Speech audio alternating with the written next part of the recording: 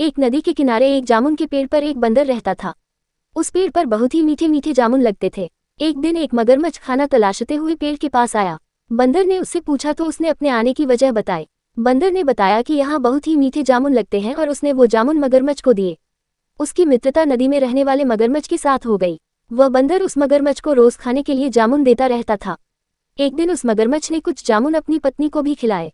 स्वादिष्ट जामुन खाने के बाद उसने ये सोचकर कि रोजाना ऐसे मीठे फल खाने वाले का दिल भी खूब मीठा होगा, उसने अपने पति से कहा कि उसे उस बंदर का दिल चाहिए और वो इसी जिद पर अड़ गई। उसने बीमारी का बहाना बनाया और कहा कि जब तक बंदर का कलेजा उसे मिलेगा वो पाएगी। पत्नी की जिद से मजबूर हुए मगरमच्छ ने एक चाल चली और बंदर से कहा कि उसकी भाभी उसे मिलना चाहती है। बंदर ने कहा कि वो भला नदी में कैसे जाएगा। मगरमच्छ ने उपाय सुझाया कि वह उसकी पीठ पर बैठ जाए ताकि सुरक्षित उसके घर पहुंच जाए।